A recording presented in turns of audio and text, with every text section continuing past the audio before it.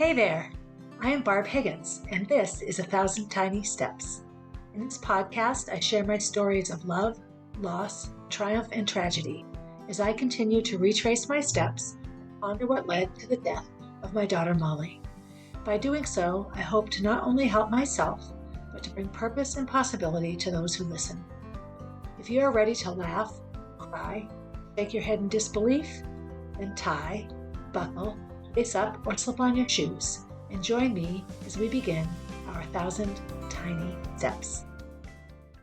Hey everybody, Barb Higgins here, welcoming you to episode 135 of 1,000 Tiny Steps.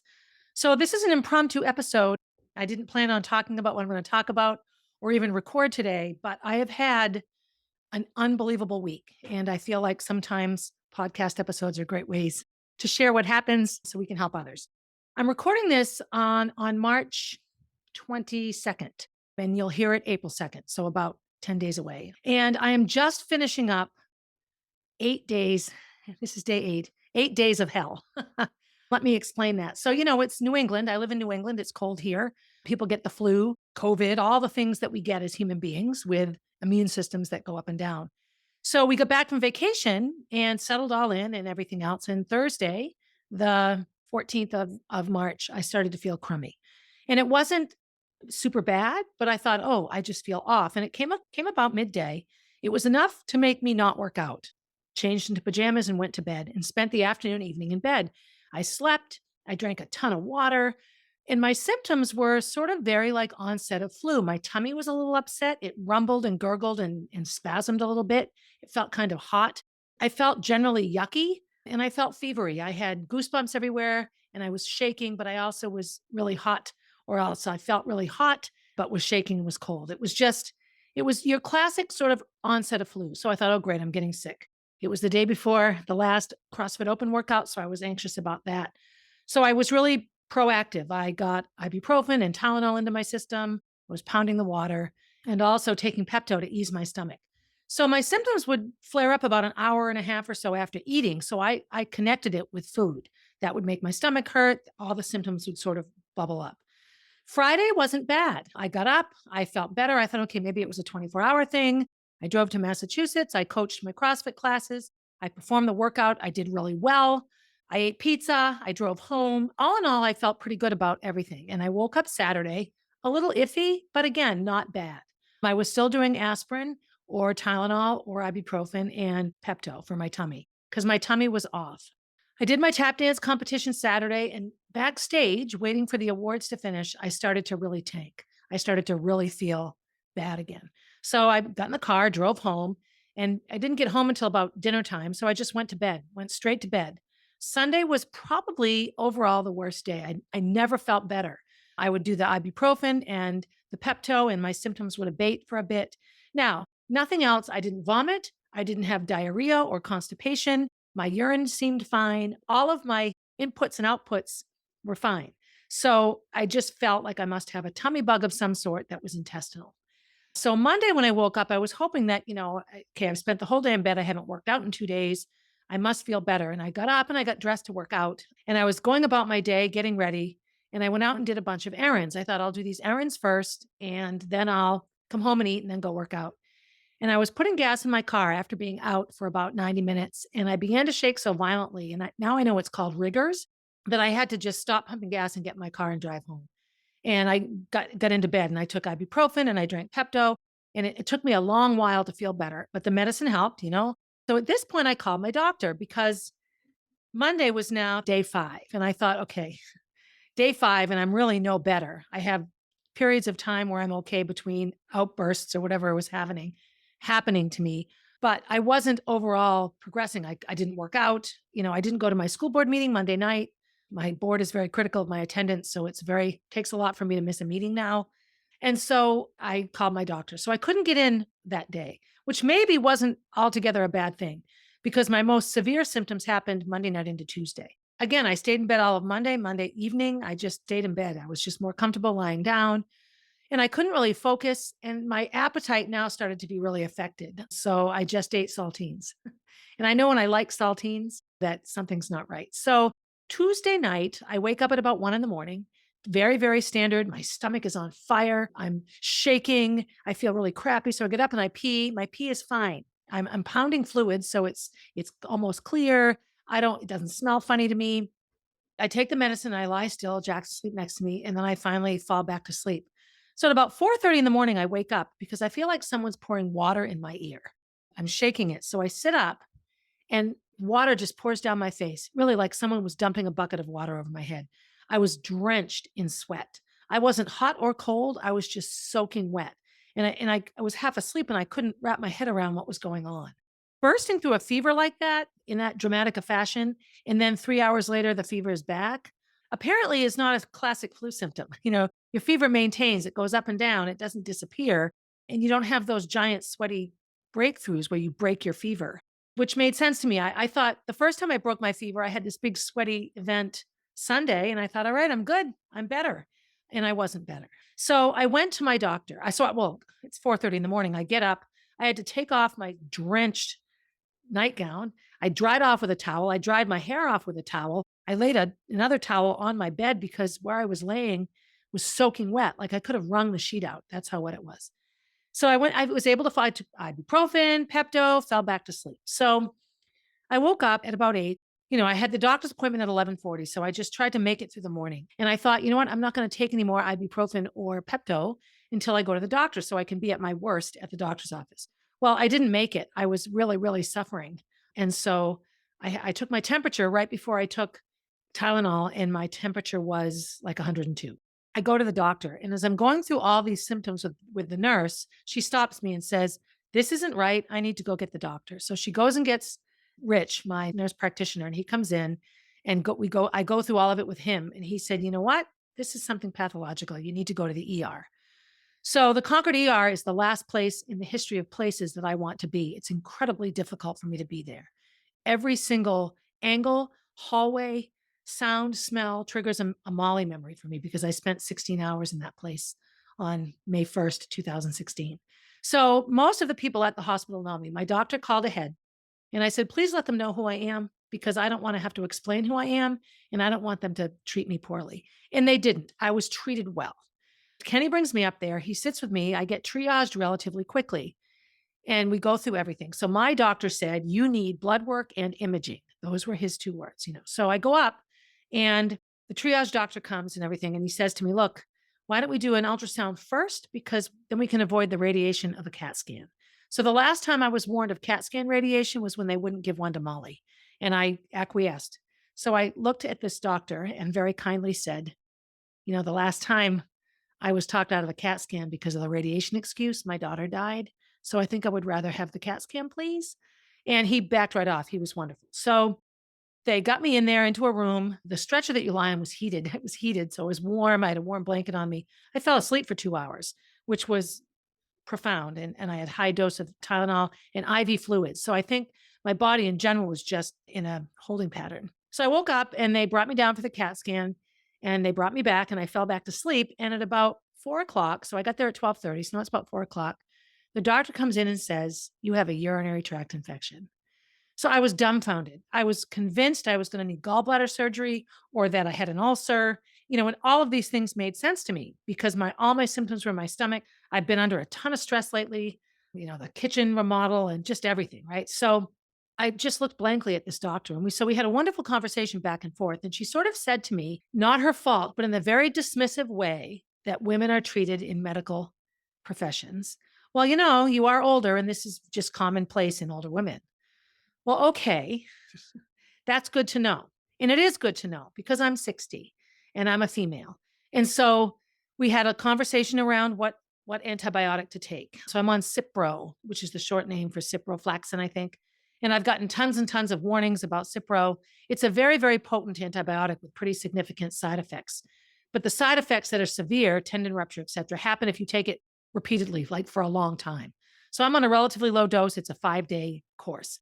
And the doctor also was kind enough to say to me, "Likely you didn't have symptoms and likely it hasn't hit your kidneys yet, even though you've probably had it for 2 weeks because you're so healthy and you drink so much fluid." Because I drink like 70 ounces of fluid a day, 45 to 50 ounces of water, and then like a 20-ounce protein shake, which is made with water, couple of seltzers a day, 2 or 3 cups of coffee, which I know doesn't really count, but it's still liquid. It still washes through you. So that was sort of good to know that my health and my proactive lifestyle was helpful, but I still got this massive UTI. So I go home. I'm in a panic about the Cipro because you're not supposed to breastfeed with it. Well, Jack is 3. He could be prescribed Cipro in very small doses himself. But I had a panic attack about it because the last thing I want to do is hurt.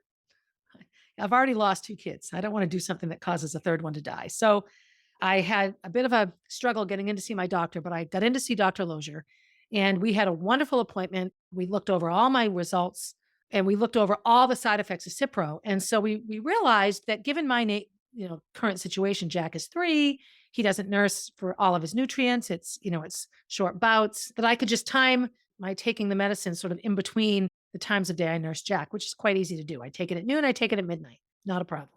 Always a few hours go by before I nurse him. So I still was really worried about it. And, if I could switch antibiotics, I was willing to do so. And he said he would do some more research and get back to me. So this is my Cipro piece for you, for nursing mothers. He said to me, if Jack were an infant under a year old, and, anywhere between, 9 and 15 to 16 pounds or even 20 pounds, I would have to be off the Cipro if I were nursing him because too much of it would go through my breast milk into him. At Jack's age and weight, he could be prescribed like 125 milligrams 2 times a day of Cipro, no more than 250 a day. I'm getting 500 a day, 250 in the morning, 250 at night. He's not getting the full 250 milligrams of the Cipro. He's getting whatever comes through my breast milk, which isn't much. And he doesn't nurse all that much. In the course of a day, in terms of the ounces of fluid, he probably drinks, 10 to 12 ounces of water a day and probably nurses 4 ounces a day, I would say would be the most. But he took the time to call me back and share with me that likely I could just take the Cipro whenever I wanted and nurse whenever I wanted, that it wasn't going to affect him in a negative way because of his weight and all of that. So I'm still timing it out. I nursed him all morning. I still haven't taken my morning dose because I just haven't yet, but I didn't take my nighttime dose until like 11. So at any rate, we figured it out. We have figured out the balance. But then I got to thinking, so much of older women's health, so much of the medical research and profession is done on male bodies. And we live in a time right now with all the gender issues and what is a man and what is a woman and does what's between your legs really matter? And I would say socially, what's between your legs should not matter. I shouldn't be denied a job because I'm female or given one because I'm female, right? But medically speaking, when it comes to the physical reality of the body in which you live, your gender and what's between your legs matters because it dictates how your body processes chemicals, how it absorbs nutrients. Male bodies and female bodies are designed for very different things. 90% of medical research is done on male bodies, and then the results are modified or adjusted for female bodies, which of course makes no sense. My niece works testing things on laboratory rats, and she was saying that one of the reasons they don't use female lab rats is because they ovulate and menstruate, and it's really hard. It takes a long time to research things and test things on female subjects. That right there indicates how important female testing is on medications and all of this, because if it's hard to do the testing, then imagine the repercussions of women taking medication or following a protocol that wasn't necessarily found to be effective for female bodies. I saw this with Molly. She was identified as an anorexic, whiny teenage girl. And what she was a human being suffering from a brain tumor. This is where her body worked against her, right?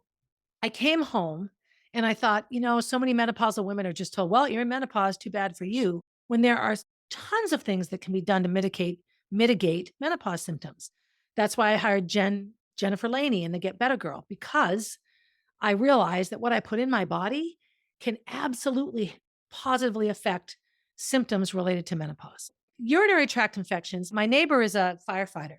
And when I was putting on social media that I was in the ER, he looked at his wife and said, I bet it's a UTI. This is a firefighter in his early 40s. We are good friends. We talk all the time, but he understands. He does all those, ambulance calls that firefighters go to. So many older and elderly women get massively sick, and it's an asymptomatic urinary tract infection. So this got me thinking. So of course I did research, right? I have to figure out, I want to make sure what I'm talking about is relatively accurate. Lots of things happen inside our bodies as we age. We can feel as youthful as we want We can dress the way we want. We can listen to music from, our childhoods or, dance to popular music now. We can have plastic surgery. We can do a million things to maintain a youthful look. But the insides of our bodies and the outsides, quite honestly, age. And one of the things with women, more so than men, are UTIs.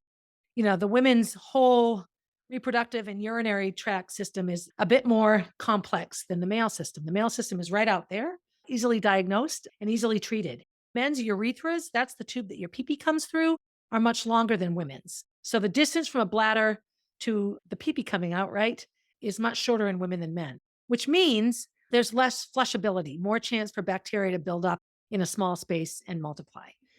Another thing happens with women that doesn't happen with men is estrogen. Men don't have estrogen. Estrogen is such a huge piece of what fuels a female body during their reproductive years. And as you age, estrogen levels tank, along with wrinkly skin and dry vaginas and sore hands and dry hair and all the things that come with lack of estrogen.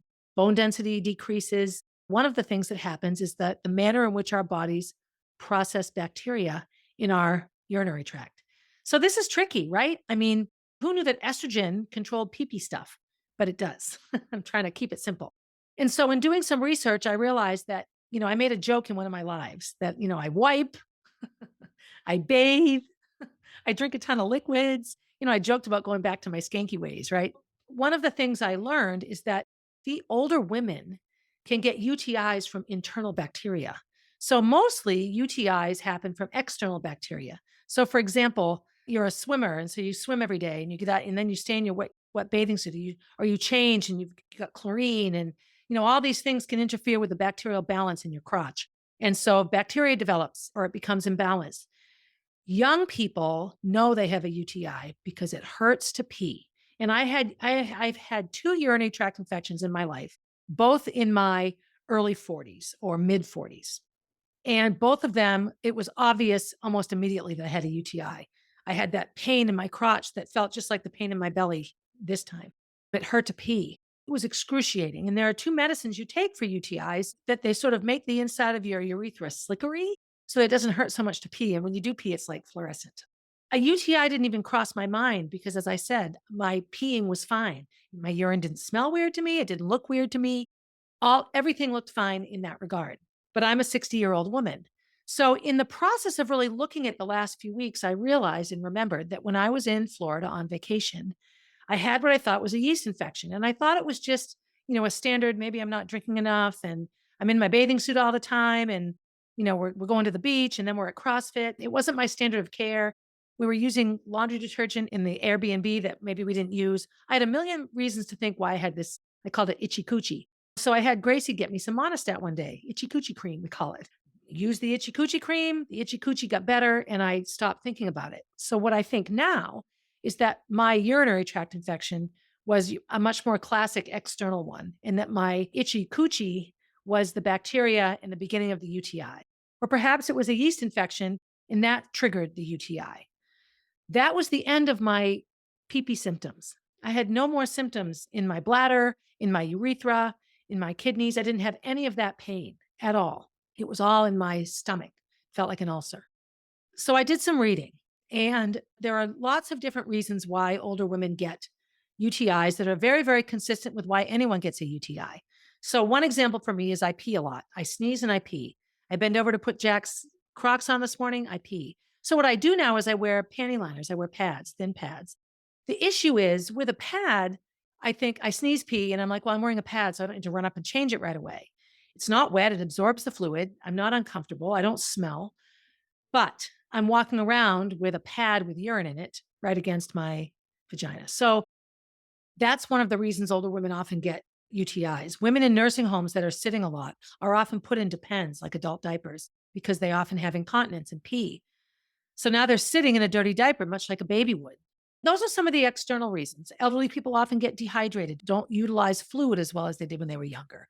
So that's one of the reasons. It's not typically to do with cleanliness. It's just internal.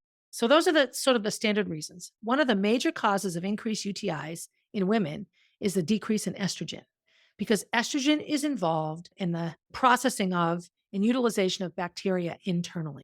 So when estrogen goes down, that system falters. and becomes more susceptible to infection. So not only do we get wrinkly and thin boned and hobbly and dry vaginaed, broken bone brittle, our bacteria isn't processed properly. So that just got me to thinking about proactive care for women who are older. So I did more research. Estrogen cream, that vaginal cream, estrogen cream for your vagina. It's just external cream. I remember when Molly was born, she was one of those babies whose vagina was closed, and we had to, it made Kenny really uncomfortable. So I used to be the one to apply it. But we had to take this estrogen cream and really rub it on Molly's vagina and all around, her vulva. Some little babies are born and the skin is sort of stuck together. Hers, it was not a problem. But estrogen cream for older women isn't all about keeping your vagina moist so you can have sex with your husband, right? I mean, that's a big piece of it. Sex becomes very painful for women in menopause, but it's also a huge preventer of urinary tract infections. So if any of my 60 and over friends or 50 and over friends are listening to this, this is a huge reason to ask your OB or your primary care for estrase cream for your vagina, because it not only keeps everything else balanced, sexually and all of that, but it prevents UTIs. It helps your body to properly process bacteria internally. The other factor with women, older women, is the symptoms are seldom in your bladder, called an asymptomatic UTI. And probably 85% of UTIs in older women are just this. And this is what I had. I had that itchy coochie on vacation that was just nothing to me. I didn't even think about it. And then my massive sickness, fever, rigors, chills, upset stomach, burning, painful stomach, that was my UTI. I didn't even think UTI because I just thought I had the flu. But I'd gone to the doctor much earlier. I'm not sure that they would have thought it was anything else. Like, I think I had to let it get as far as it got, but it really scared me. It scared me a lot. I'm still a bit dumbfounded that it was a urinary tract infection. Like anything else with female crotches, it's embarrassing. Oh, what were you sick with? Oh, I had a UTI. You know, it's just one of those things that, we don't talk about these things all the time. Oh, I had the flu. Oh, I had COVID. Oh, I had bronchitis. When we have illnesses with more talk aboutable body parts, there's a bit less shame or embarrassment with it. But I'm here to say, I, Barbara Higgins, am recovering from a urinary tract infection. And I wipe and I bathe and I drink a lot of water. I just share this whole experience because it really was profound. And I'm someone as a competitive athlete, as a hardcore CrossFit athlete, I pride myself in my ability to withstand massive pain. And I took great pride, no lie, from my doctor who commented on the fact that she was amazed looking at the infection in my body. So on the CAT scan, it was millimeters away from my kidneys. It hadn't made it there yet. I could have easily had a bladder infection. I didn't. It was still a standard UTI, but she said the redness and the profound nature of it, she couldn't believe I didn't have more symptoms than I had. And I said, well, these symptoms are pretty decimating. She also said that she thought I would recover quite well. And she said, your physical abilities and your strength and your health is profound. And I'm like, how do you know how healthy I am? And she looked at me and she goes, I know who you are. So I took that as a compliment because she was acknowledging this, that we as women don't have to sit back and just say, well, I'm old now, so I'm going to be crabby and I'm going to gain weight and I'm going to pee when I sneeze and all these things are going to happen, right? They don't have to happen. Another big cause of UTIs and a problem for me is incontinence. So I went for pelvic floor therapy, and it was, now I have to say, all of my issues stem in the right side of my pelvis. And when I had the internal exam for pelvic floor therapy, she goes, "Oh, you had stitches up here." She was doing an internal exam in my vagina. And I said, "No, never did. No stitches up there." And she said, "You have a massive scar up here." And I said, "Well, Molly did have a giant head." And she did. And it took me weeks for my vagina to heal after Molly's birth. It was so painful. So she did some external stuff between, my hip bone and my vagina. So what she did was she would push against the scar and I would feel the pain in my outside of the vagina on the other side.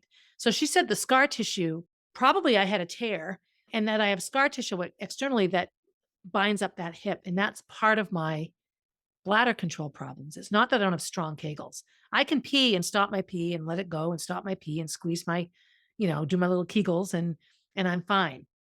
But I have bladder control issues. I pee all the time. Now, I'm a lifelong peer.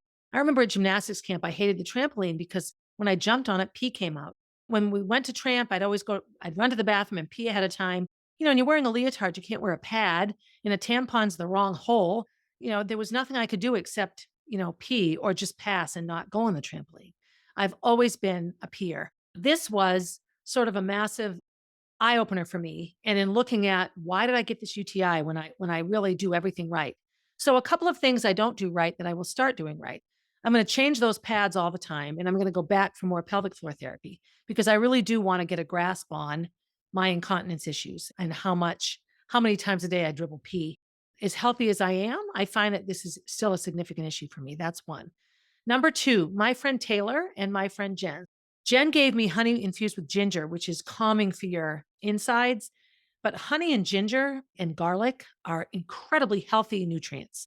And these are things that I enjoy eating. So she made me a honey and ginger mixture. Taylor saw that I was in the ER with a urinary tract infection, and she gets cranberries in the fall, tons and tons of them, and then freezes them. She took out a bag of her frozen cranberries and boiled them and mashed them up for me. This amazing cranberry juice. So it's completely natural. All it is cranberries. So I have to strain it because I don't like drinking chunky fluid. So I put hot water in a mug and I add the cranberry juice and I put the honey ginger mixture. It is delicious. It is unbelievably delicious. And after I drink it, I cannot tell you how much better I feel. And it's just this amazing mixture that she made for me. Those are things that I'm going to continue to do. I'm going to continue to utilize nutrients to help make my body a bit of a fortress that is not as susceptible to infections and things like this. I'm going to go back to pelvic floor therapy. I actually have a PT appointment 2 days after I get my foot operated on April 3rd, which will be tomorrow as I air this. I'm going to share this whole experience with my PT because I think it's important. The other thing, when estrogen decreases during menopause, E. coli can take over and trigger an infection. Isn't that interesting? So in men, UTIs are increased by bladder stones, kidney stones, and large prostate, catheter use. So they have their own issues. Prostate, we don't have a prostate. Women don't have prostates. But this is an area where men and women both, as we age, become more susceptible to these types of infections. Our bodies are just not as efficient. This was something that was interesting to me.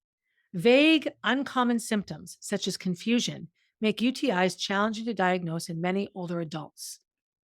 Kenny's sister Bobby, when he was saying I was sick and that I was diagnosed with a UTI, the first thing she said was, "Did she hallucinate?" And Kenny said, "No." And she said, their mom, when she started hallucinating, they would realize that she must have a UTI. There are home UTI tests now where you can check your urine. So I'm going to get a couple of those.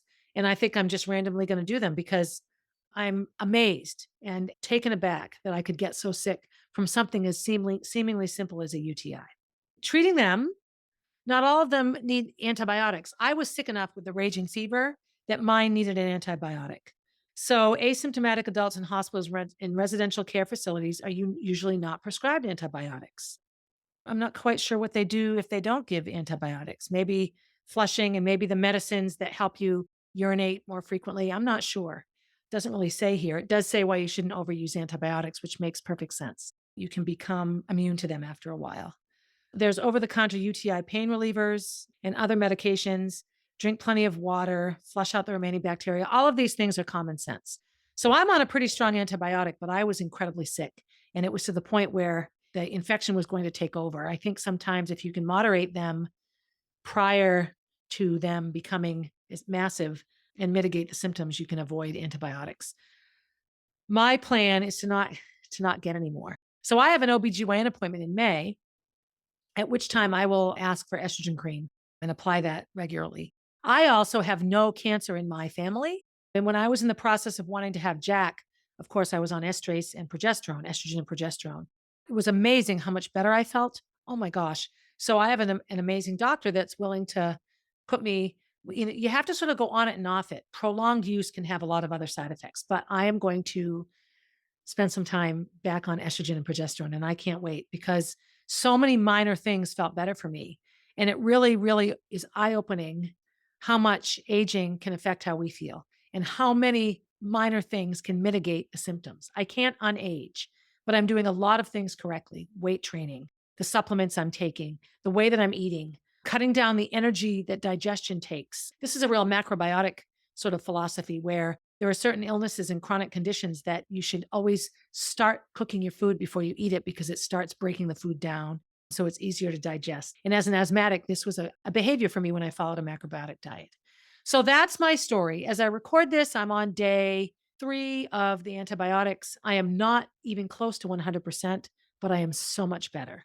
I will not work out today. Listen to me.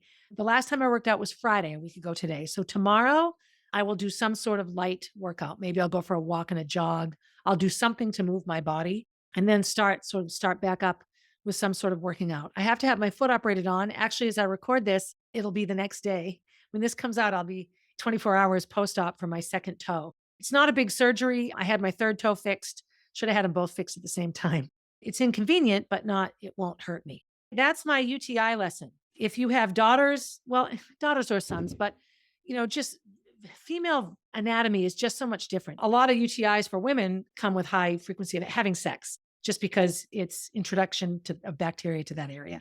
That's not my problem. That was my week. Came home from vacation, ready to get back at it. Back in the bed. So I haven't had to go back to bed for 2 days, and that's a wonderful feeling. I'm going to do some coaching today, which is Friday the 22nd. It's Jack's last day of preschool as I record this. It's a very sad day for us. It's a very emotional day. I'm excited because where he's going in 2 weeks is with 2 wonderful women, and I can't wait for him to be in that environment, but I'm feeling the feels. We're also getting into the season of Molly. So I'm going to finish up here with yesterday. We did a Venmo. When kids turn 21, people Venmo money to buy them a drink. So it was Buy Molly a Drink Day, Venmo. If you haven't done so, feel free to Venmo Purposefulfilled 13 and buy Molly a drink. And I'll have little MollyB merch, trinkets and gifts. Coming up is the play that Molly was in right before she died, Bye Bye Birdie. There'll be some sort of activity around that. As I record this, I don't know what it is. I will know what it is by the time you listen, but it's too late for this. Then May 4th is the MollyB WOD, which will happen at a lot of CrossFit gyms. You have plenty of time. If you go to CrossFit and you want to have your gym participate in the Molly WOD on May 4th, we're having t-shirts for the event. The money from the t-shirts will support the MollyB Foundation, and the t-shirts themselves just show the world who Molly is. But I'm going to put the names of the CrossFit gyms of participants on the back. So you'll get a shirt with the hashtag Heart MollyB WOD on the front and a list of CrossFit gyms participating in this, which CrossFit, as you know, is a very community-oriented fitness program. It just connects Molly to the world of CrossFit, which she had an affinity for. And then May 18th is Molly's 21st birthday celebration, and we're heavy into the planning of that. Tickets will be $30 a piece. Only adults need to buy tickets. If you're 18 and under, if you're in high school, middle school, elementary school, you do not need to pay to come. It will be much like her Sweet 16.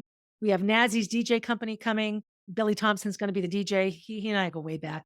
It's going to be wonderful. And we're going to be having people perform. Some current CDA dancers, some thespians, actors and actresses that are still currently acting, RB people, CTP, PEG, cast. And then, of course, as many alumni as can come back. I'm hoping some of the people that participated in MollyB the Musical who are still performing will come and perform, sing and dance and such. And then there'll just be dancing and pizza and cupcakes. Allen's will cater it again. So adults can go up and have a bit more of a formal dinner, and there'll be a cash bar and all of that. So I'm excited. It's going to be wonderful. We'll also have a silent auction, raffle off some wonderful things, games and activities for kids. So it's just a super fun 21st birthday party for Molly. And it will be a much easier event to be happy at than her Sweet 16 was, because we're just further along in the journey and we're just doing better. So that's that. Happy birthday, Molly, and let the season of Molly commence, and take care of your coochies, everybody. All right. So be good to yourself, be good to someone else. And as always, have a good day, everybody. Hey, thanks for listening and supporting the podcast. Feel free to leave a review and share my stories with your friends. Please reach out with your own stories, as I love connecting with my listeners. If you would like to get to know Molly, head over to mollybfoundation.org to see what she is all about. If you want to see what I'm up to next, you can find me on Instagram at barb_444, on Facebook as Barb Higgins, and at my website, 1000tinysteps.com. And while you're there, sign up for my newsletter, a weekly way to find out what's up in the life of Barb Higgins.